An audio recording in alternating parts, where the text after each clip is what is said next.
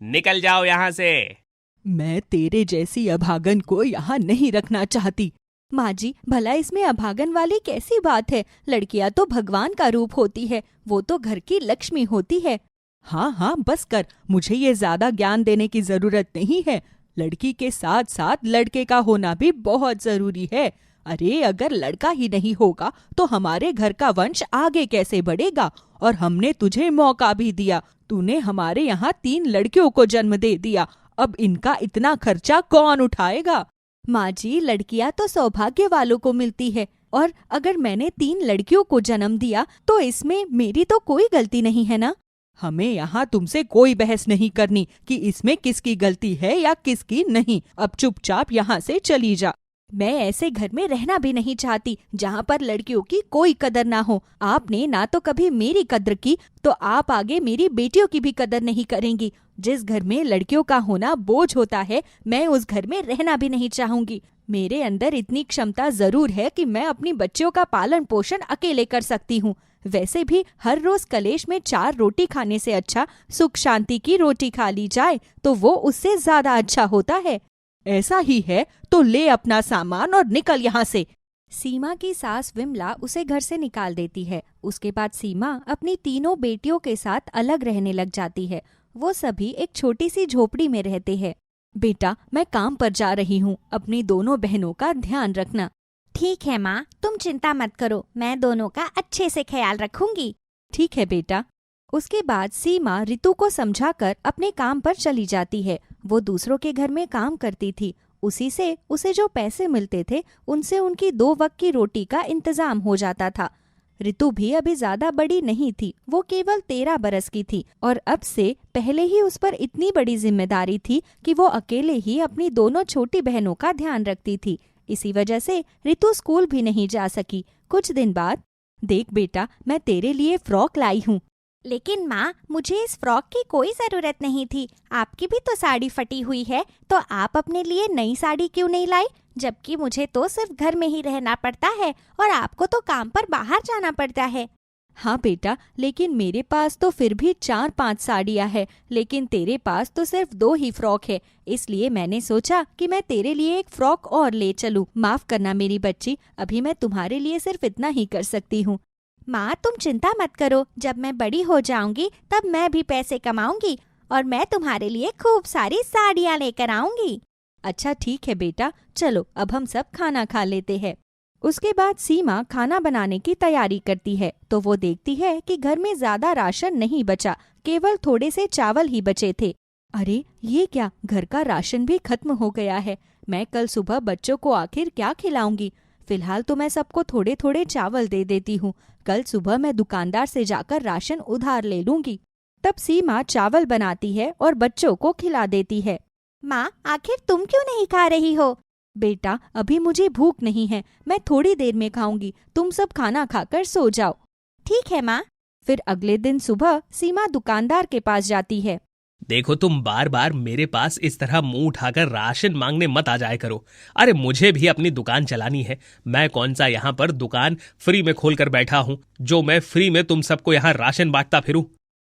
देखिए भाई साहब, मैं जल्द ही आपके सारे पैसे लौटा दूंगी, पर प्लीज आप मेरी बात समझने की कोशिश करिए। मेरी बच्चियां भूखी है, अगर मैं राशन लेकर नहीं गई तो वो बेचारी भूखी ही रह जाएंगी।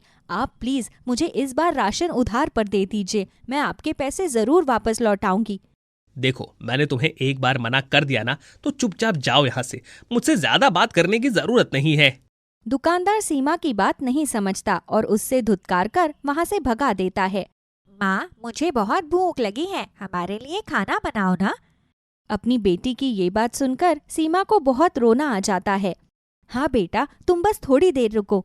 उसके बाद सीमा दर दर भटकती है। फिर उसे एक मंदिर के पास भंडारा होते हुए नजर आता है। तब वो उस भंडारे से खाना लेकर अपने घर ले जाती है और अपनी बच्चियों को खिलाती है। इस तरह सीमा बड़े कष्टों से अपनी बेटियों को पालती है। अब उसकी तीनों बच्चियां थोड़ी बड़ी हो गई थी और रितु भी काफी बड़ी हो गई थी, लेकिन सीमा गरीबी की वजह से अपने बच्चों को पढ़ा नहीं पाई थी। रितु जब 16 साल की थी तब से वो दूसरों के घरों में काम करके पैसे कमाने लगी थी और सीमा की मदद करने लगी थी। ऋतु घर का भी ध्यान रखती थी और दूसरों के घरों में काम करके पैसे भी कमाती थी। एक दिन, तुम दोनों जल्दी से मूली के पराठे खा लो, मुझे काम के लिए लेट हो रहा है। अरे वाह दीदी, आपने हमारे लिए मूली के पराठे बनाए हैं। आज तो खाना खाकर मजा ही आ जाएगा। दीदी इतने स्वादिष्ट मूली के पराठे जो बनाती है। अच्छा, अब तुम बस भी करो और बातें करने की बजाय खाना खा लो। ठीक है दीदी। तब पायल और गीता दोनों मूली के पराठे खाती है। वाह दीदी, आपने तो कमाल कर दिया। आपने तो बहुत ही स्वादिष्ट मूली के पराठे बनाए हैं। दीदी, आप बहुत अच्छा खाना बनाती हो। क्यों ना आप भी मूली के पराठे बनाकर बेचो, आपका बहुत मुनाफा होगा। हर कोई दूर दूर से आपके हाथ के बने मूली के पराठे खाने आएगा।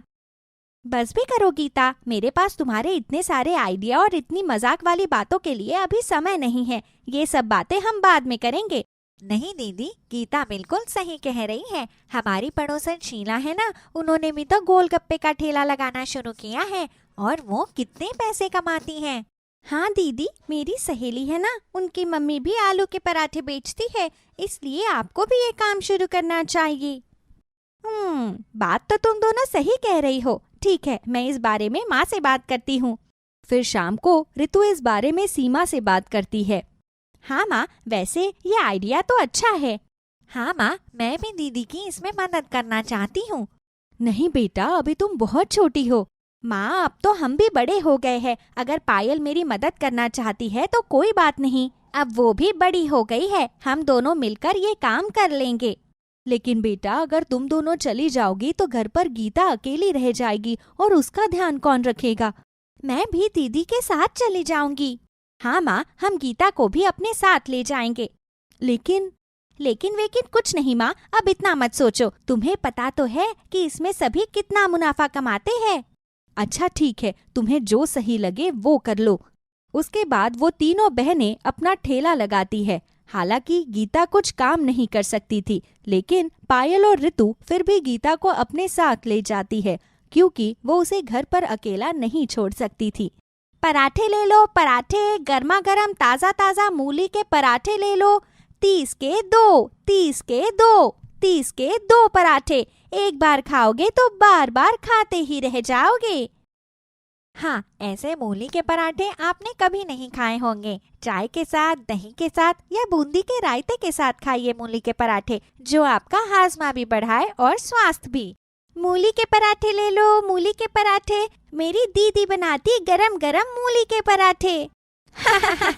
गीता, तुम ऐसे बोलते हुए कितनी प्यारी लग रही हो, हमारी छोटी सी गुड़िया रानी।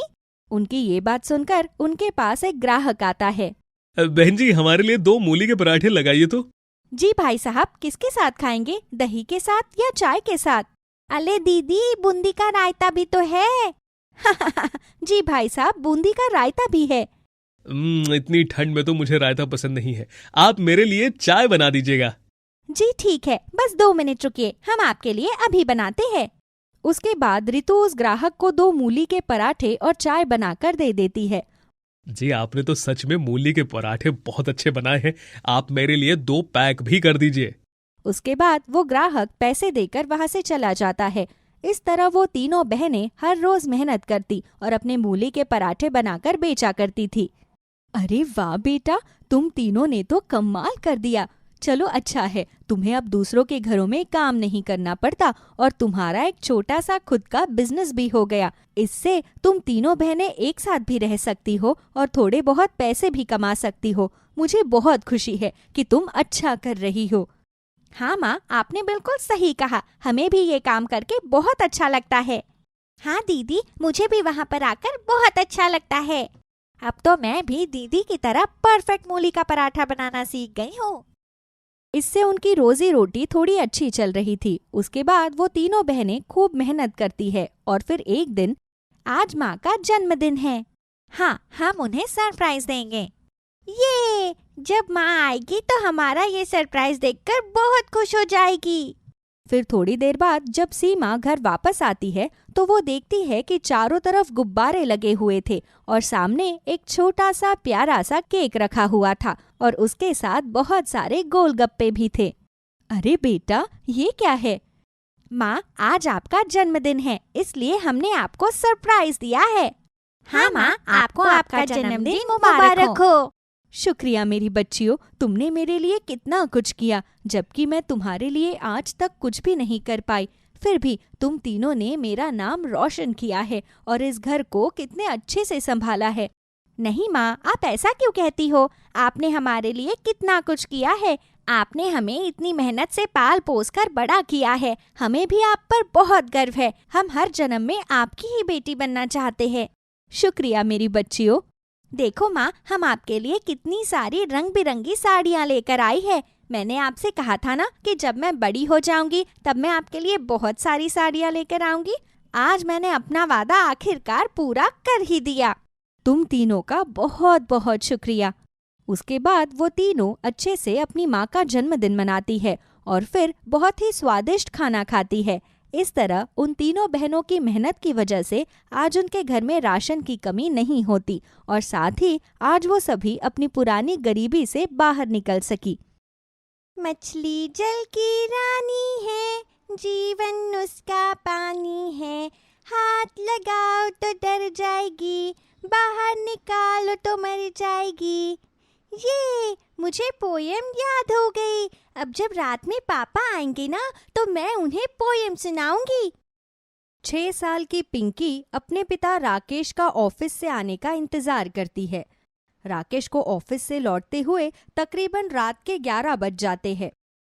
पापा आ गए, पापा आ गए। पापा, मैं कब से आपका इंतजार कर रही थी। पता है, आज मैंने एक बहुत अच्छी पोयम याद की है। मैं सुनाऊं आपको? घर में कदम रखता नहीं हूं कि तेरी मनहूस शक्ल को देखना पड़ता है। चल भाग यहाँ से। अपने पिता राकेश का ऐसा बर्ताव देख बेचारी पिंकी रोते हुए अपने कमरे में चली जाती है कि तभी पिंकी की माँ अलका डरते डरते हाथों में पानी का ग्लास लेकर आती है, जिसे देख राकेश कहता है, कितनी बार कहा है तुझे कि पानी का गिलास ऐसे हाथ में नहीं बल्कि ट्रे में रखकर लेकर आया कर। इतना कहकर राकेश अलका के मुंह पर पानी का ग्लास दे मारता है। प्यास तो मेरी बुझ गई, अब खाना तो लगा दे या आज भूखा ही सोऊं। आप हाथ मुंह धो लीजिए, मैं जल्दी से खाना लगाती हूँ। अलका बड़ी मुश्किल से अपने आंसुओं को रोक पाती है और जाकर अपने पति राकेश के लिए खाना लगाती है। आज आपकी मनपसंद भिंडी और मसूर की दाल बनाई है, ये लीजिए। राकेश जैसे ही खाने का पहला निवाला खाता है तो फौरन खाने के प्लेट को जमीन पर फेंक देता है, जिसे देख अलका कहती है, ये आपने क्या किया? ऐसे खाने को फेंक क्यों दिया? सारा दिन मेहनत करता हूं लेकिन घर आने के बाद मुझे एक वक्त का अच्छा खाना भी नहीं मिलता। ये कैसा खाना बनाया है तूने? सारा नमक नमक कर दिया है। आप ऐसे गुस्सा मत करिए, मैं दोबारा खाना बना देती हूँ। अब क्या खाना बनाएगी? मेरी तो भूख ही मर गई है। इतना कहकर राकेश कमरे में चला जाता है, जिसे देख अलका, हे भगवान, ऐसी कौन सी भूल हो गई थी मुझसे जो तू मुझे ऐसी सजा दे रहा है। राकेश और राकेश की माँ मोहिनी अलका को शुरू से ही कुछ खास पसंद नहीं करते थे और जब अलका एक बेटी को जन्म देती है तो उसकी सास और पति तो मानो उसके और उसके बेटी के दुश्मन ही बन जाते हैं। अरे वाह, मौसम तो बहुत बढ़िया हो रहा है। अलका, अरे ओ अलका, कहाँ मर गई रे? जी माँ जी, बोलिए। वो मैं बर्तन धो रही थी। चल जा और जल्दी से हमारे लिए गर्मा गर्म पकोड़े तल कर ला। ऐसे सुहाने मौसम में पकोड़े खाने का मजा ही कुछ और है। अलका जल्दी से किचन में जाती है और आलू प्याज काटकर पकोड़े बनाने लगती है कि तभी पिंकी अपनी माँ के पास किचन में आ जाती है। अरे वाह माँ, आज तुम पकोड़े बना रही हो, वो भी मेरे मनपसंद आलू के। माँ, मुझे भी एक पकोड़ा दो ना। नहीं बेटा, ये माँ जी और तुम्हारे पापा के लिए है। अगर उन्हें पता चल गया कि मैंने तुम्हें पकोड़े दिए हैं तो वो मेरे साथ साथ तुम्हें भी बहुत मारेंगे। उनके खाने के बाद जो बच जाएंगे मैं वो सब तुम्हें लाकर दे दूंगी। अपनी माँ की बात सुन बेचारी पिंकी उदास होकर किचन से लौट जाती है। वहीं अलका जल्दी जल्दी पकोड़े और चाय बनाकर अपनी सास और पति को देती है।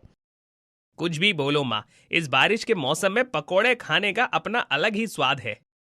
दोनों माँ बेटे मजे लेकर चाय की चुस्की लेते हुए पकोड़े खा रहे होते हैं। वहीं अपनी आंखों के सामने इतने सारे पकोड़े देख पिंकी के मुंह में पानी आने लगता है और बेचारी पिंकी अपनी भूख को बर्दाश्त नहीं कर पाती और जाकर प्लेट में से एक पकोड़ा उठाकर खाने लगती है, जिसे देख मोहिनी पिंकी को एक जोरदार थप्पड़ मारती है। तेरी हिम्मत कैसे हुई हमारे पकोड़ों में से पकोड़े खाने की? दादी, आप मुझे क्यों मारती हो? मैं तो आपकी पोती हूँ ना। मेरी सभी दोस्तों की दादी उनसे कितना प्यार करती है, लेकिन आप मुझसे जरा भी प्यार नहीं करती हो। एक पकोड़े के लिए अपनी पोती को कोई इस तरह थप्पड़ मारता है क्या? हे भगवान, तू अभी रत्ती भर की भी नहीं है और तेरी जुबान इतनी चल रही है। रुक, अभी बताता हूँ तुझे। भगवान के लिए छोड़ दीजिए इस बच्ची को, मैं इसे समझा दूंगी। तू क्या समझाएगी? ये सब तो तेरी सिखाई हुई सीख का नतीजा ही है। बस अब बहुत हो गया, बहुत बर्दाश्त कर लिया मैंने तुझे और तेरी इस बेटी को। अब तुम लोग इस घर में और नहीं रह सकते। निकल जाओ मेरे घर से। माँ बिल्कुल ठीक कह रही हो।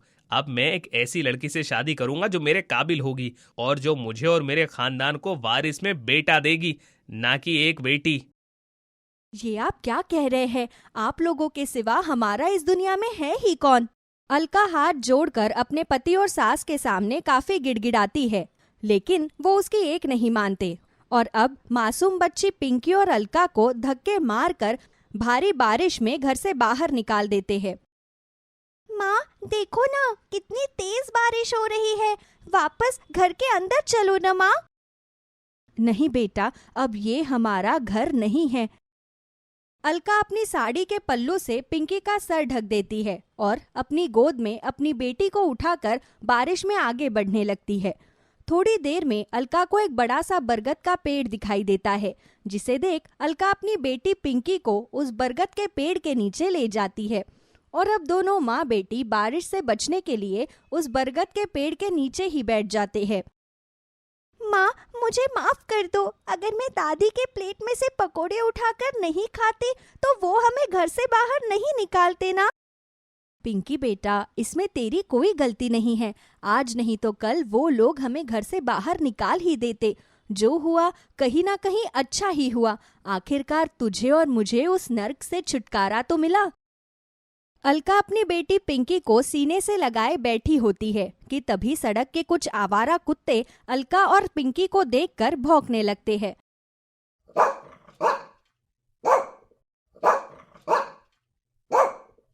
माँ, ये कुत्ते हमें देखकर भौंक क्यों रहे हैं? माँ, इन्हें यहाँ से भगाओ ना, मुझे कुत्तों से बहुत डर लगता है। अलका उन कुत्तों को भगाने की काफी कोशिश करती है, लेकिन वो कुत्ते वहां से नहीं जाते, जिसके चलते अलका पिंकी को लेकर वहां से जाने लगती है।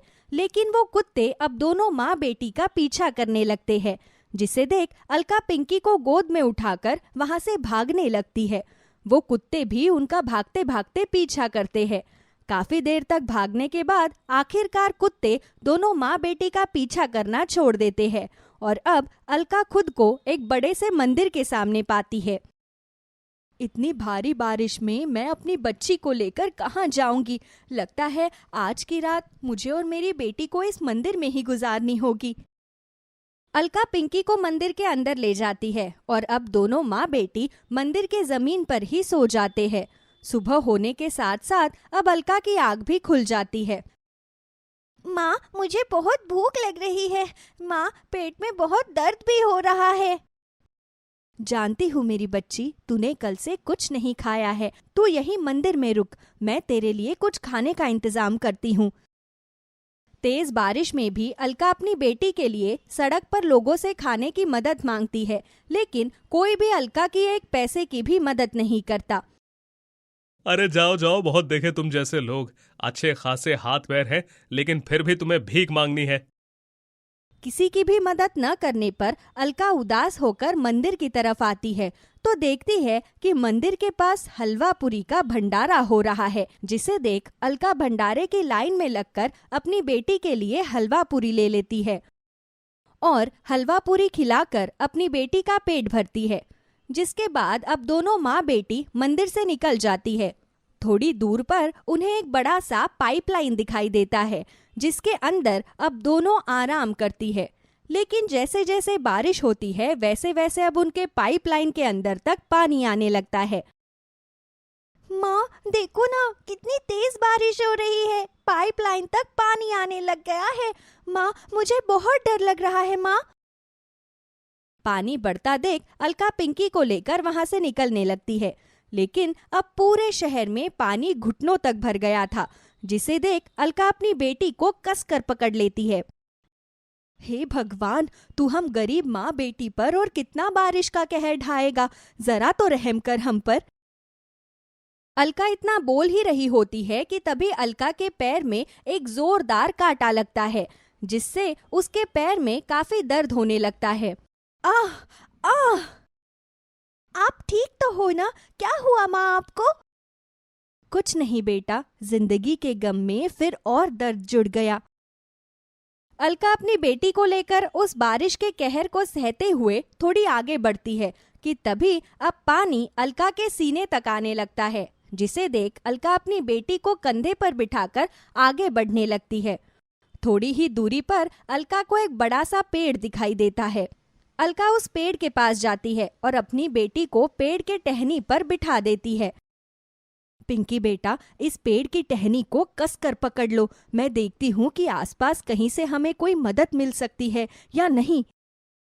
अलका अपनी बेटी को समझा ही रही होती है कि तभी अलका को कुछ लोगों से भरी एक नाव दिखाई देती है, जिसे देख अलका जैसे ही मदद मांगने के लिए उस नाव के पास जाती है तो एक बड़ी सी लहर आती है और अलका वो पानी के अंदर डूबने लगती है। बचाओ बचाओ, मुझे बचाओ, मैं यहाँ डूब रही हूँ, कोई मेरी मदद करो, मदद करो, कोई तो मेरी माँ को बचाओ, वो डूब रही है, उन्हें तैरना नहीं आता है, भगवान जी मेरी माँ को बचा लो।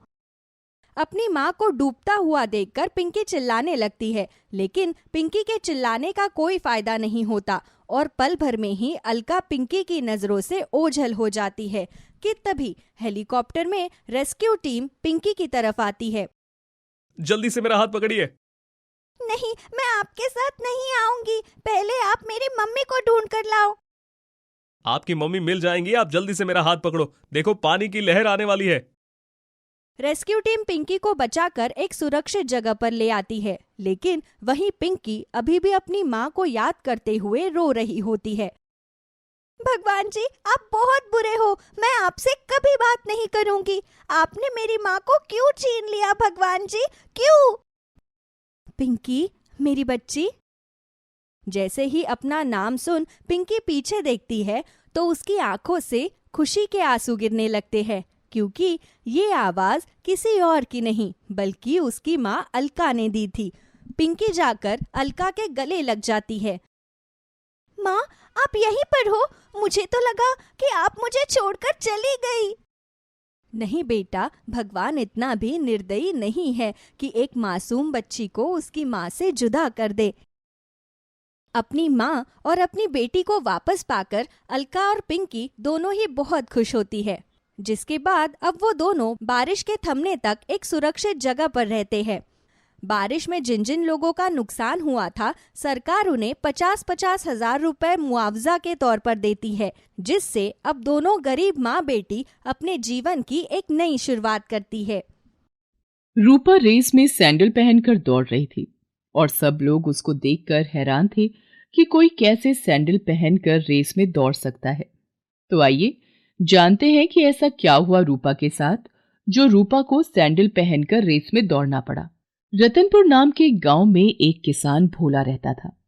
भोला के परिवार में उसकी पत्नी राधा, बेटी रूपा और बेटा राजू रहते थे। भोला दिन भर खेतों में बहुत ही मेहनत से काम करता था। उसके बच्चे रूपा और राजू गांव के ही एक स्कूल में पढ़ते थे।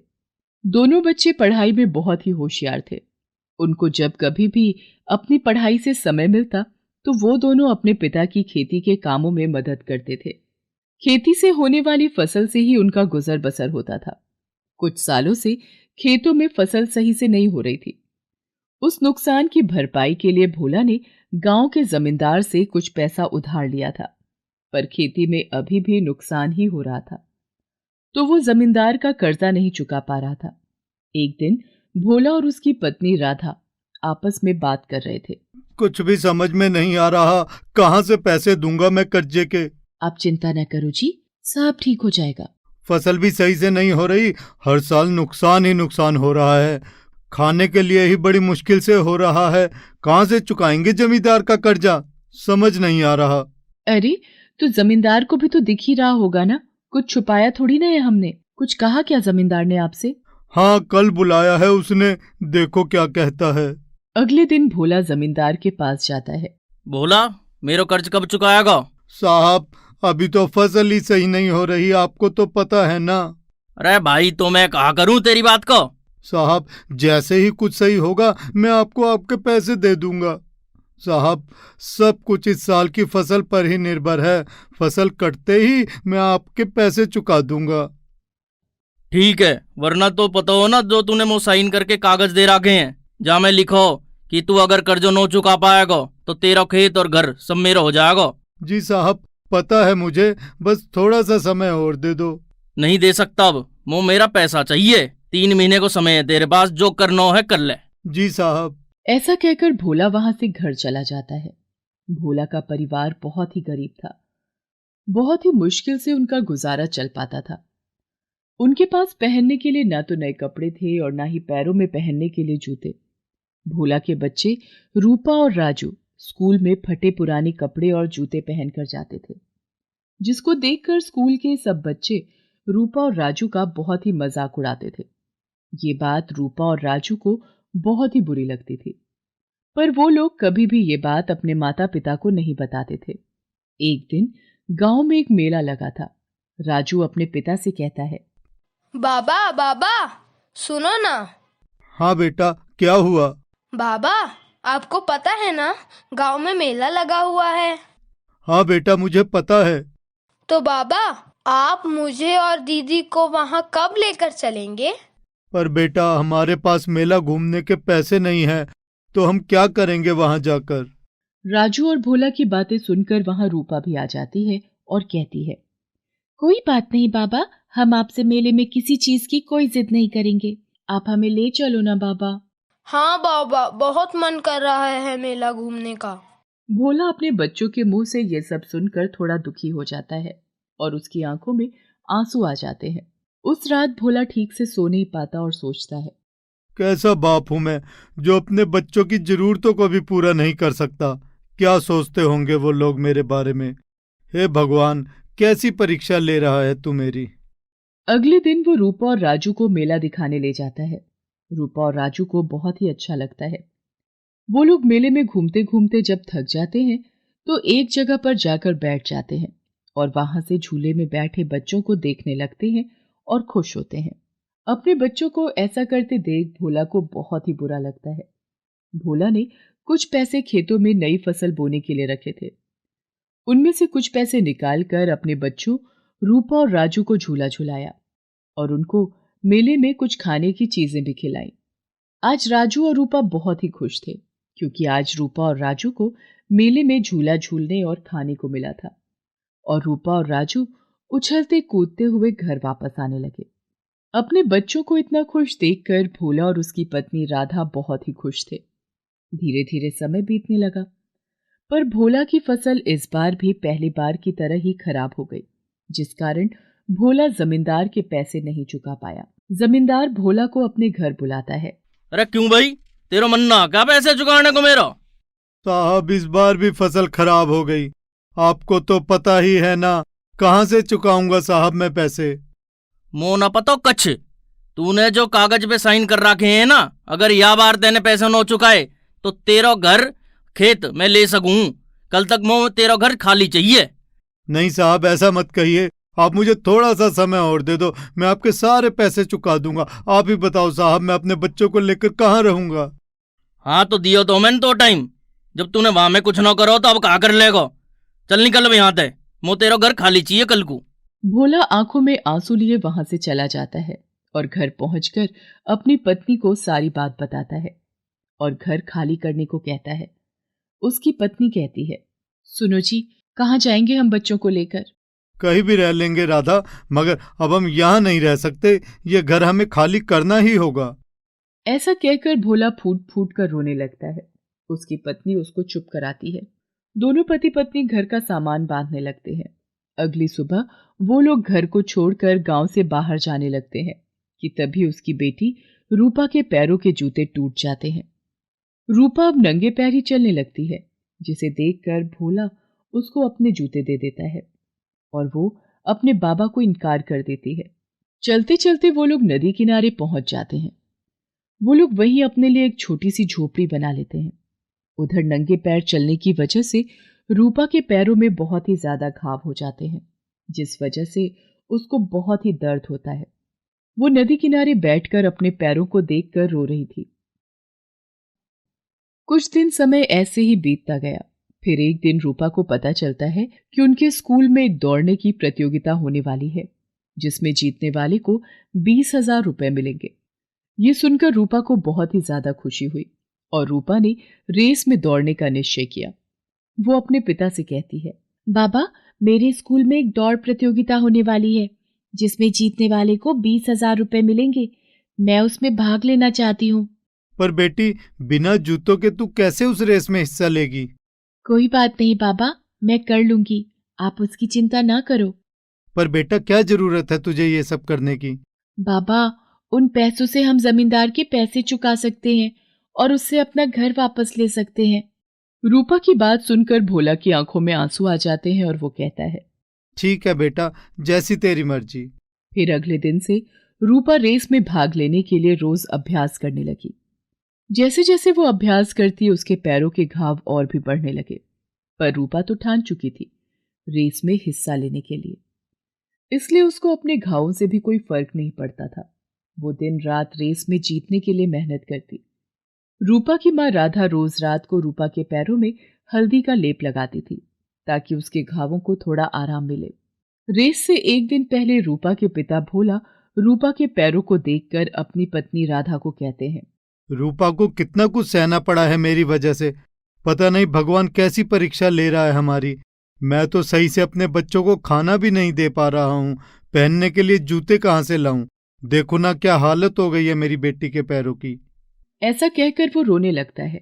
फिर अगले दिन सुबह जब रूपा रेस के लिए स्कूल जाती है, तो वहां रास्ते में उसको झाड़ियों में कुछ चमकता हुआ दिखाई देता है। रूपा वहां जाती है तो उसको वहां एक सैंडल मिलती है, जिसे देखकर वो बहुत ही खुश हो जाती है।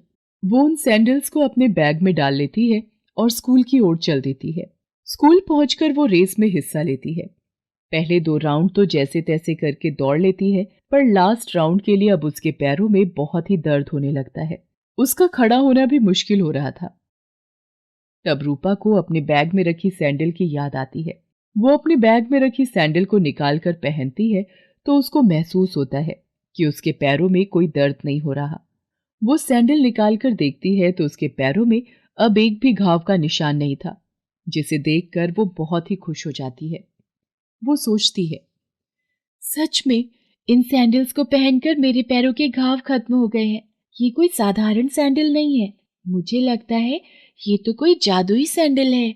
ऐसा सोचते सोचते वो सैंडल पहनकर रेस के लिए तैयार हो जाती है। उसको रेस के लिए सैंडल पहना देखकर उसकी क्लास के बच्चे हंसने लगते हैं, पर रूपा के ऊपर उनकी इस हंसी का कोई फर्क नहीं पड़ रहा था। रूपा का सारा ध्यान तो बस रेस जीतने में था। रेस शुरू हो जाती है। रूपा अपनी सैंडल पहनकर दौड़ना शुरू करती है। सब लोगों का ध्यान रूपा की तरफ जाता है, क्योंकि सैंडल पहनकर रेस में दौड़ना ये सबने पहली बार देखा था। रूपा अपनी सैंडल पहने दौड़ी जा रही थी और सबको रेस में पीछे छोड़ती हुई सैंडल पहनकर वो बहुत तेज दौड़ रही थी और आखिरकार रूपा को रेस में पहला स्थान मिला। रूपा बहुत खुश हुई, क्योंकि अब उसको इनाम में 20,000 रुपए जो मिलने वाले थे। सभी लोगों ने रूपा की बहुत तारीफ की, क्योंकि उसने सैंडल पहनकर रेस में पहला स्थान जो प्राप्त किया था। अब तो रूपा सैंडल वाली लड़की के नाम से मशहूर हो गई थी। वो जीत के पैसे लेकर अपने घर आती है और अपने माता पिता को पैसे देती है। इतने सारे पैसे एक साथ देखकर उसके माता पिता को बहुत ही ज्यादा खुशी होती है। तभी उसकी माँ का ध्यान रूपा के पैरों पर जाता है। रूपा के पैरों में सैंडल देखकर उसकी माँ राधा रूपा से पूछती है, रूपा, ये तेरे पास नई सैंडल कहाँ से आई? तब रूपा अपनी माँ और बाबा को सैंडल वाली सारी बात बता देती है। ये सैंडल कोई जादुई सैंडल है, ये सुनकर उसके माता पिता चौंक जाते हैं। तब रूपा अपने माता पिता को सैंडल को अपने पैरों में से निकाल कर दिखाती है। उसके पैरों में अब एक भी घाव नहीं था, जिसे देखकर उसके माता पिता खुश हो जाते हैं। तब जीत के उन पैसों से भोला अपना कर्जा चुका देता है और जमींदार से अपना घर वापस ले लेता है। धीरे धीरे जादुई सैंडल की मदद से उन लोगों की गरीबी भी दूर होने लगती है। अब वो लोग खुशी खुशी अपना जीवन बिताने लगते हैं। भागलपुर नामक एक छोटे से गांव में तमन्ना अपनी माँ और 2 बहन भाइयों के साथ रहती थी। तमन्ना के पिताजी का निधन कुछ समय पहले हो गया था। कुछ समय तक तो तमन्ना की माँ ने घर घर काम कर किसी तरह अपने बच्चों का पालन पोषण किया, लेकिन अब वो काफी समय से बीमार थी। तमन्ना बहुत अच्छी मेहंदी लगाती थी, इसलिए अब त्योहार, शादी, विवाह में मेहंदी लगाकर किसी तरह अपने परिवार का गुजारा कर रही थी। एक बार की बात है, करवा चौथ का व्रत था। सभी औरतें मेहंदी लगवाने के लिए तमन्ना के पास आती हैं। घर के बाहर काफी भीड़ है। तुम्हारे पास तो बहुत भीड़ है तमन्ना, मेरा नंबर कब तक आ जाएगा? भाभी, आप तो देख ही रही हो, 4-5 घंटे तो लग जाएंगे। 4-5 घंटे? अरे ये तो बहुत देर हो जाएगी, पर मुझे तुमसे ही मेहंदी लगवानी है। अच्छा, मैं एक काम करती हूँ, 4 घंटे बाद आती हूँ। लेकिन उस समय तुम किसी को भी मेहंदी नहीं लगाओगी, सिर्फ मुझे लगाओगी। हाँ हाँ भाभी, पक्का, आप 4 घंटे बाद आ जाना। तमन्ना जल्दी जल्दी मेहंदी लगाने की कोशिश कर रही थी, लेकिन मेहंदी लगाने में काफी समय लग रहा था। सभी औरतें आगे पीछे दोनों तरफ हाथों पर मेहंदी लगवा रही थी। इस काम से मैं बहुत पैसे कमा सकती हूँ, लेकिन क्या करूँ, मेहंदी लगाने में बहुत समय लगता है, बार बार कीप में मेहंदी भी डालनी पड़ती है। अगर जल्दी जल्दी मेहंदी लग जाए तो मैं करवा चौथ पर बहुत अच्छे पैसे कमा सकती हूँ। फिर उसके बाद शादियों का सीजन भी शुरू होने वाला है। वो ये सब सोच ही रही होती है कि मेहंदी लगवाने वाली औरत कहती है, बहुत सुंदर मेहंदी लगाई है, जैसी मैं चाहती थी बिल्कुल वैसी। तुम्हारे हाथों में तो जादू है। लेकिन तुम अकेले मेहंदी लगाते लगाते थक नहीं जाओगी? किसी को अपने साथ लगा लेती। सोच तो मैं भी यही रही हूँ, लेकिन सभी लोग मुझसे ही मेहंदी लगवाएंगे। कोई नहीं, जब तक लगा सकती हो तब तक लगाऊंगी। एक एक करके औरतें मेहंदी लगवा लगवा कर जा रही थी। 5-6 घंटे हो गए थे तमन्ना को मेहंदी लगाते लगाते। वो बुरी तरह थक चुकी थी कि तभी एक औरत वहां पर आती है। मैं सुबह से देख रही हूँ, तुम बहुत सुंदर मेहंदी लगाती हो। मैं अपनी बारी का इंतजार कर रही थी, मुझे भी मेहंदी लगा दो। तमन्ना घड़ी की तरफ देखती है। रात के 2 बज रहे थे। रात के 2 बज रहे हैं, आप सुबह जल्दी आ जाना, मैं आपको सुबह मेहंदी लगा दूंगी। देखो ना, मैं भी कब से इंतजार कर रही हूँ, अब सुबह आने का समय नहीं होगा मेरे पास। थोड़ा सा टाइम और लगेगा, लेकिन तुम मेहंदी लगा दो, मैं अपनी कीप साथ लेकर आई हूँ। तमन्ना उस औरत के हाथ में देखती है। एक सुंदर सी कीप उसके हाथ में थी और साथ ही साथ वो देखती है कि उसके सीधे हाथ में पट्टी बंधी हुई है। अरे, आपके हाथ में क्या हुआ? इसीलिए तो तुमसे मेहंदी लगवाने के लिए आई हूँ, वरना तो मैं खुद भी मेहंदी लगा सकती थी। मेरे सीधे हाथ में आज सुबह ही चोट आ गई। तमन्ना उस औरत का मासूम चेहरा देखकर मेहंदी लगाने के लिए तैयार हो जाती है। तभी तमन्ना का भाई बाहर आता है। दीदी, माँ पूछ रही है कितनी देर लगेगी, तुमने खाना भी नहीं खाया है। माँ से कहो बस अभी आती हूँ, 1 घंटा और लगेगा। तमन्ना उस औरत को मेहंदी लगाने लगती है। वो जैसे ही कीप चलाना शुरू करती है, तमन्ना नोटिस करती है कि मेहंदी बड़ी जल्दी जल्दी लग रही है और उसे ऐसा लग रहा था जैसे उसका हाथ खुद ब खुद चल रहा है।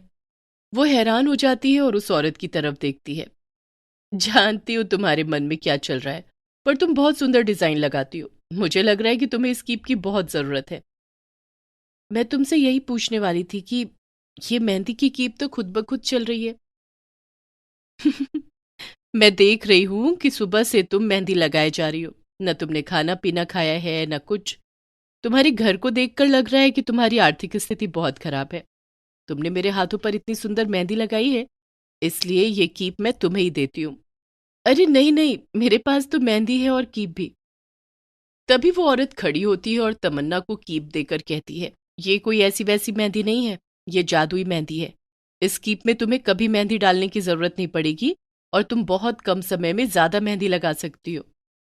ऐसा कहकर वो औरत वहां से चल देती है। तमन्ना देखती है, थोड़ा आगे जाते ही वो औरत गायब हो जाती है। वो उसकी मेहंदी की कीप लेकर अंदर जाती है और देखती है कि उस औरत को मेहंदी लगाने के बाद भी कीप मेहंदी से भरी हुई है। बेटा, समय देख रही है, सुबह के 4 बज चुके हैं। कितनी मेहनत करती है तू। बहुत तेज भूख लगी है माँ, पहले खाना खा लेती हूँ, फिर बात करूंगी।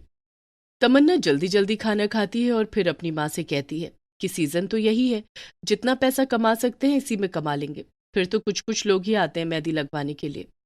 तमन्ना की माँ अपनी बेटी के सर पर हाथ फिराने लगती है।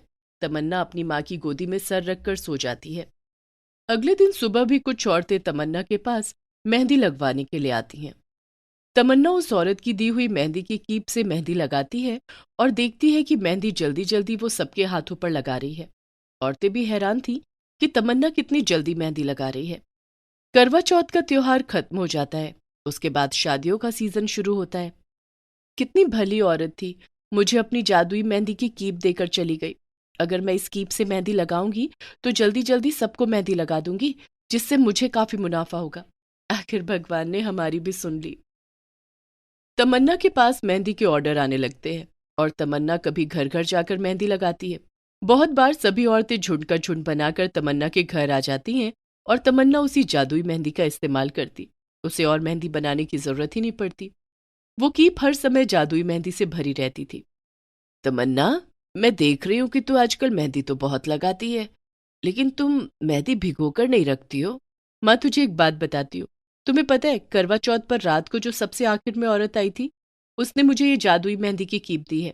पता है माँ, इस कीप से जब मैं मेहंदी लगाती हूँ तो बहुत जल्दी जल्दी मेरा हाथ चलता है, और सबसे बड़ी बात, इस मेहंदी की कीप से कभी मेहंदी खत्म नहीं होती। बड़ी भली औरत थी। तुम सच कह रही हो, फिर तो सचमुच में बड़ी भली थी। भला कोई किसी की मदद आज के जमाने में ऐसे नहीं करता। तो फिर तमन्ना, तुम इस कीप को बड़ा संभाल कर रखना। तमन्ना ऐसा ही करती है। सब लोगों को मेहंदी लगाने के बाद वो एक छोटे से डिब्बे में उस कीप को रख देती। इसी तरह देखते देखते 2 महीने निकल जाते हैं। जनवरी का महीना था। शादी का सीजन फिर से शुरू हो चुका था। एक दिन एक औरत तमन्ना के पास आती है। बड़ा नाम सुना है तुम्हारा कि तुम बहुत अच्छी मेहंदी लगाती हो। मेरी बेटी की शादी है, सब रिश्तेदारों को भी मेहंदी लगानी है, लेकिन तुम्हें घर आकर मेहंदी लगानी होगी। ठीक है, मुझे कोई दिक्कत नहीं है, मैं घर जाकर भी मेहंदी लगाती हूँ, पर बुरा नहीं मानना, मैं शादी की मेहंदी के आधे पैसे पहले लेती हूँ और बाकी काम खत्म होने के बाद। हाँ हाँ, मुझे कोई दिक्कत नहीं, मैं पैसे लेकर आई हूँ। वो औरत अपने पर्स में से पैसे निकालकर तमन्ना को देती है। तमन्ना पैसे अपनी माँ को दे देती है और उसके बाद घर आई हुई औरतों को मेहंदी लगाने लगती है। मेहंदी लगाने के बाद वो मेहंदी की जादुई कीप टेबल के ऊपर रख देती है और मुंह धोने चली जाती है। जब वो वहां से वापस आती है तो देखती है कि कीप वहां नहीं है। अरे तनु, यहाँ पर मेहंदी की कीप रखी थी, वो कहाँ है? मेहंदी की कीप? दीदी, मुझे लगता है मैं अभी यहाँ पर सफाई कर रही थी, शायद मैंने... नहीं नहीं दीदी, मुझे अच्छी तरह याद है, गोलू ने वो मेहंदी की कीप उठाई थी। गोलू? गोलू, क्या तुमने यहाँ से मेहंदी की कीप उठाई है? हाँ दीदी, मैं यहाँ पर काम कर रहा था, अचानक मेरा हाथ उस कीप पर लगा और उसकी सारी मेहंदी इधर फैल गई। मैंने कीप बाहर फेंक दी और यहाँ से सफाई भी कर दी। ये तुमने क्या किया? कहाँ फेंकी है वो मेहंदी की कीप? मुझे लगा तुम मुझे डांटोगी, इसलिए मैंने वो नुक्कड़ के कोने पर जो कूड़ेदान था उसमें डाल दी। तमन्ना अपना सर पकड़कर बैठ जाती है। वो अपनी माँ को रोते हुए कहती है कि गोलू ने वो मेहंदी की कीप उस बड़े कूड़ेदान में डाल दी है। तमन्ना की माँ बड़ी परेशान हो जाती है। फिर वो गोलू और तनु से बोलती है कि चलो हम सब लोग मेहंदी की कीप ढूंढते हैं। पर माँ, वो तो इतना बड़ा कूड़ेदान है, अब भला उसमें वो कहाँ मिलेगी? मैंने सोचा था इस बारी बहुत अच्छा मुनाफा हो जाएगा। तू परेशान मत हो, हम लोग जाकर ढूंढते हैं, जरूर मिल जाएगी।